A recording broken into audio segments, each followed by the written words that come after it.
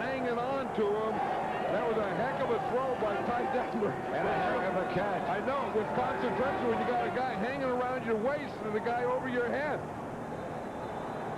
At any rate, it's first and goal for the Eagles at the 1. I don't think Ricky Waters would get it here. I would think you're right. He scored the touchdown. He scores this touchdown.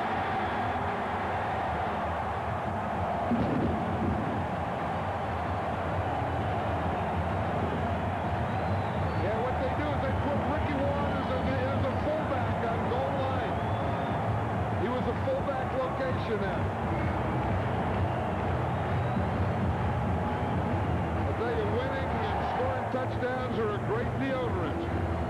Here he is right here as a fullback, not the halfback. You see, and then the fullback becomes the halfback, Kevin Turner, and he gives them the lead. Started in that right side and just felt that soft middle. Anderson for the extra point. The Eagles as close as they've been all game, but after both teams punted, the Redskins kicked a field goal to make it 26-21 with just 1:15 to play. So Philadelphia need a touchdown, and here they are after the kickoff, starting from their own 28. Detmer to throw. Wheels it to Christy Jones. Jones gets to midfield. And everybody yelling, hurry up. All the guys in green, the Redskins will take their time. Even the chain gang is hurrying up, though. You see him down here at the bottom? That's a hometown chain gang that sprints. Not dressed in green. Detmer.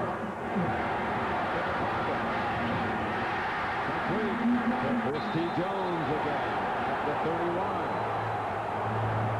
Detmer's heard him up again. He wants to get down there and throw the ball down and stop the clock. That's what Detmer wants to do. Detmer is still noticeably limping, but the Eagles have moved quickly to the Redskin 31. Maybe that started about losing games in the last minute. Norm Turner knows about that.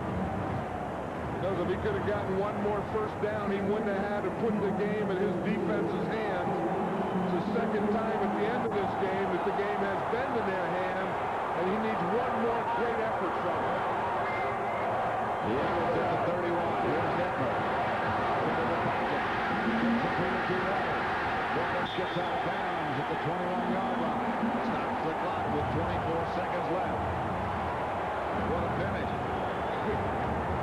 This is great. This is what football's all about. This is what the NFL's all about. This is what the NFC's all about. This is what fighting for first place is all about. This is what November football's all about. You think Norm Turner's interested in all those, what it's all about? Yeah. If he wins, he's going to say it's the greatest. Ray Rhodes and Norm Turner, two outstanding young coaches. Detmer. Has it.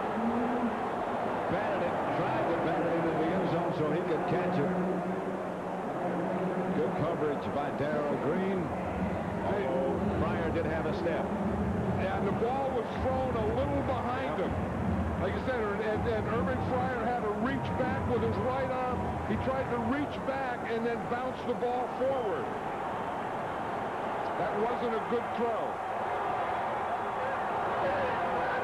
Second down.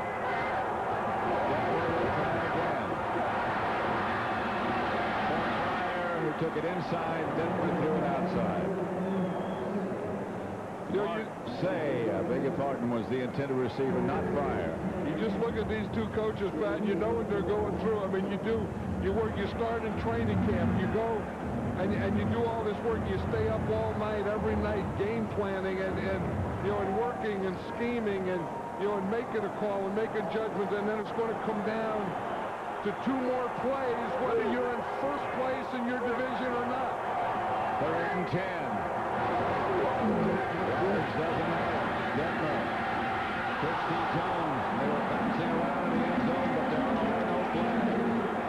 Well, one thing you find out, I've always felt over the years that when a game gets down like this, officials don't want to have anything to do with it. Officials don't want to determine the game. and they're not going to make calls unless it's a blatant call.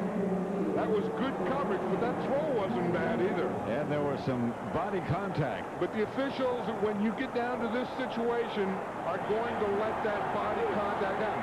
Now remember the rule that the game can't end on a defensive penalty either. This is it. Here's the 10. Detmer throws. Incomplete. No flags. Detmer and the Eagles are headed for their 4th defeat. The Redskins will be in first place in the NFC East.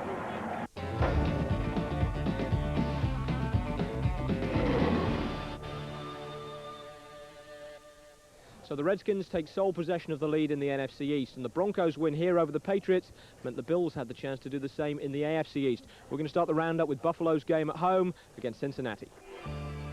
With the Browns long gone from Cleveland, the Bills hired a stray from the dog pound to root against their old enemy, the Bengals. Not that Buffalo needed gimmicks early on. Jim Kelly helped them to a 14-0 lead with a quarterback sneak, but then helped the Bengals back into it. Here's a pick, and here's a touchdown for the Bengals. Ashley Ambrose with his 8th interception of the season, and it was 14-7, but only for as long as it took a dominating Buffalo defense to return the favor. Quick out. And Blake throws the ball.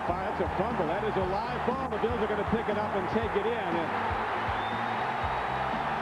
So Jeff Blake having a horrendous day. And the Bills take the lead in the East. One of the teams chasing them is the Dolphins, and they were in Houston, just a short back and sides away from Jimmy Johnson's hometown of Port Arthur. It was the home team, though, that struck first. Chandler's pass for the end zone, caught for the touchdown. Russell. Houston led 14-0, but then the Dolphins' Kirby Dardar showed he's not just in the team on the strength of his name. He blocked a Reggie Roby punt in the second quarter. And 5 plays later, Irving Spikes went Dardar all the way home with a 10-yard touchdown catch off Dan Marino. But it took the Dolphins' defense to give them their first lead. Play action fake. Chandler had the defense in his face, and it's intercepted. Picked off by Zach Thomas. Touchdown! The Oilers tied it at 20 with a field goal, but with under a minute and a half to play, Troy Drayton took a Dan Marino pass 51 yards down the sideline, and that put Joe Nedney in position to untie it. Dead center. Dolphins win.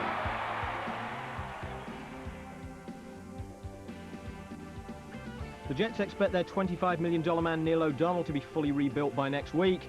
Moved the ball pretty well without him in the first half at Indianapolis.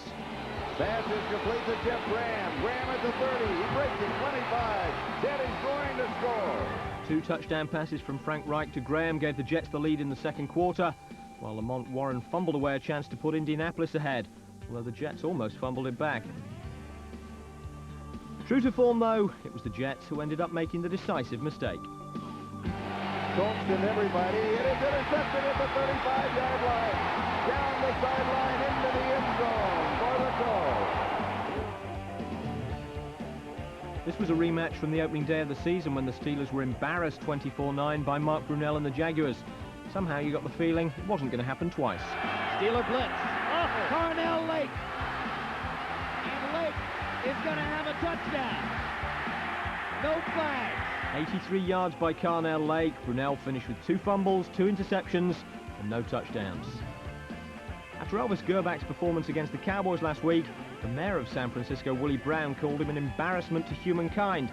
Slightly harsh, perhaps. Anyway, this week, the Ravens gave Elvis the chance to make a comeback. Here is Testaverde throwing. Yeah, he completes to Michael Jackson, and he will go in for the score.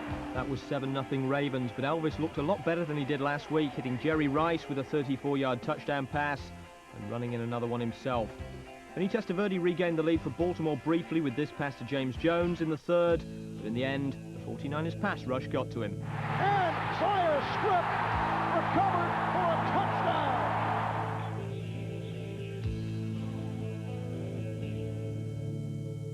This week's NFL tip for parents: if threats and bedtime stories don't work, take them to a Falcons game, they'll drop right off. The game wasn't played in slow motion, it just looked like it. Amen. Escapes. Goes end zone, touchdown. That's Hebert. Bobby Hebert leading the Falcons to their second win of the season against his old team.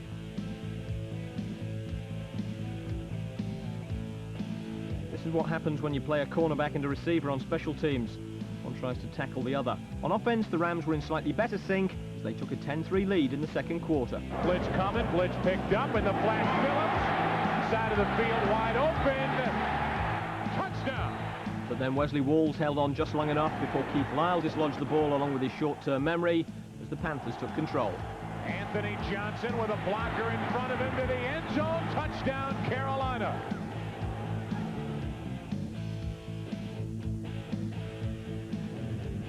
Mascot Skittles, always a pre-game favourite at Arrowhead. In the first quarter, though, the Bears couldn't find anyone to hit. Raymond Harris finds a big hole, and he's over for the touchdown. A Chris Penn catch tied the game for Kansas City, and they took the lead in the second quarter on Kimball Ander's 10-yard run and dive into the end zone. And that was it for touchdowns. In fact, all the scoring was done by half-time as the defenses took over the game. Down 14-10 in the fourth quarter. This was as close as the Bears came to winning it. Craig is going for Ingram. Knocked down, and it is intercepted by Mark Collins.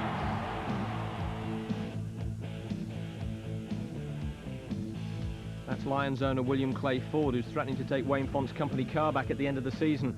While there's Barry Sanders, though, there's hope. He helped Detroit to a 17-16 lead before the Seahawks drove into field goal range with time running out. From 42 yards away for the Seattle win.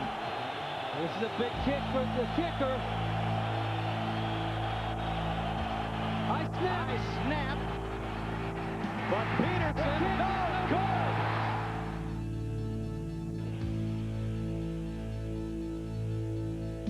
Chargers fans happy to see the Bucs in town, but they shouldn't have been. Tampa intercepted Stan Humphries 3 times, this the most crucial one. Humphries lost it very dangerously, and it's intercepted by Lynch.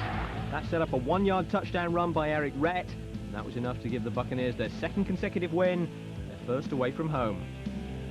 Funnily enough, this was a meeting of Tampa's 2 previous victims this season. The Raiders lost to the Bucs in overtime last week and did the same at home in the rain to Minnesota. Johnson with time, throws a strike to Reed. Jake Reed is gone. 82 yards for a touchdown. That wasn't the decisive score, of course, just the best. Last week, Boomer Esiason led the Cardinals to 34 points and a win over the Redskins. This week it was 31 to win over the Giants. And it's a touchdown to Rob Moore. And this is how all those results affect the standings after 12 weeks.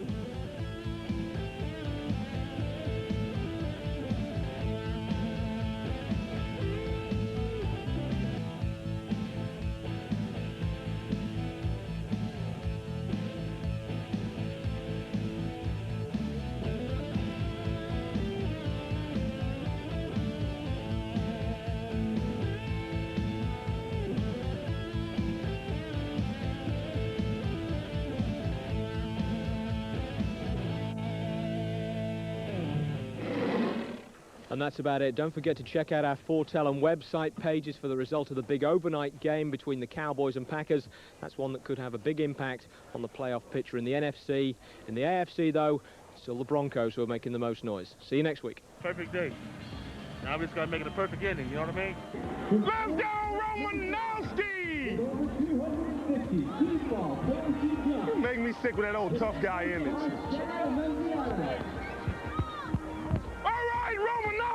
Romanowski!